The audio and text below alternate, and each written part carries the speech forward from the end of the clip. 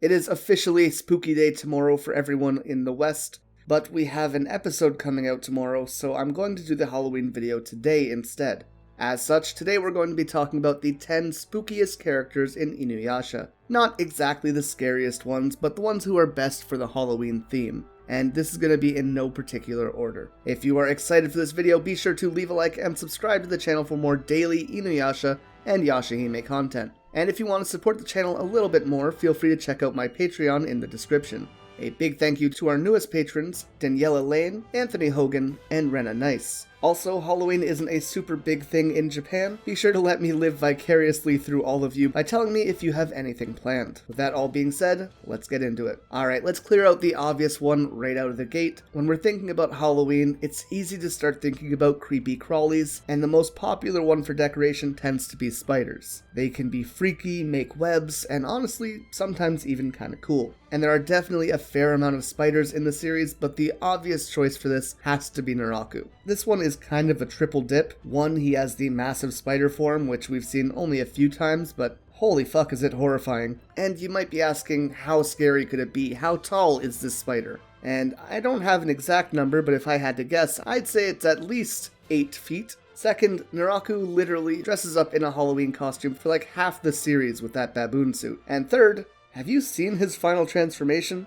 This thing is nightmare fuel, and I couldn't think of a better character to embody the horror of Halloween. Next up, we have witches. These are pretty much a staple of Halloween, and when you look to Inuyasha, we have a bunch of witches that we can choose from, but the two that definitely stand out the most are the yokai Urasue and the dark priestess Tsubaki, which in reality I think more people would be on the line of Tsubaki, and I don't blame them at all. Another staple of Halloween is monsters and ghouls. Sometimes the most effective part of being spooky is just to be scary. And the best way to be scary is to be a 10-foot tall purple monster. But if you can't be Barney, I guess Goshinki is a pretty close second. He has sharp teeth, red eyes, horns, and purple skin. This is the definition of a scary monster in the stories we used to read.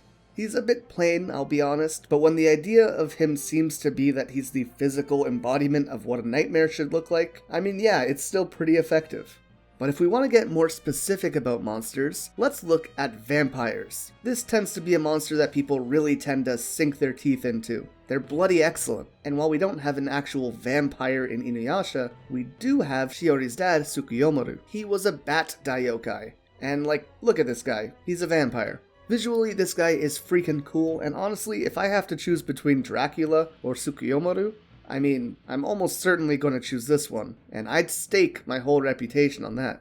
Our fifth one is a bit different, but I mean, when we think about modern costumes for Halloween, almost everything has a sexy version to it. From Aladdin's lamp to nurses, nothing is safe. So let's talk about Hiten's girlfriend, who was there for a whole 30 seconds, who was the embodiment of that. Her name was literally Vixen, although Yura would also be a cute alternative. Or if you're a man and you also want to slut it up, there are countless characters to choose from. For example, look at this manga panel of Naraku. Not a bad choice. And I get it, many of you would be saying that these sexy characters wouldn't be spooky, but Yura literally is a hair monster, which is pretty spooky to me. Now obviously, we can't talk about Halloween without talking about the spookiest and scariest of creatures that send shivers down my spine.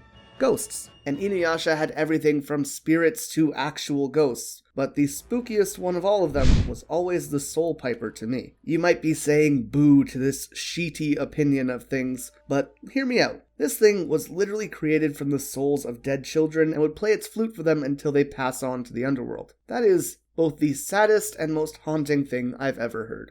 And don't worry, I can hear you guys screaming, we already talked about vampires, so we should probably talk about werewolves, as they almost always come in packs. And while you might be thinking, well, obviously we're going to talk about Koga here, I wouldn't exactly say he's spooky. Instead, we're going to talk about Ryokan. This was a massive wolf demon who acted as the guardian of a forest. However, Naraku gets a hold of him and uses some sacred jewel shards to make him transform. And I like the transformation aspect here, it really fits the idea of a werewolf. Plus, he just looks more like a wolf monster. But the biggest and most important thing that everyone needs to remember about Ryokan is that he can vomit wolves. That does not have anything to do with the spookiness aspect, but I feel it's just something that no one talks about. What is happening here?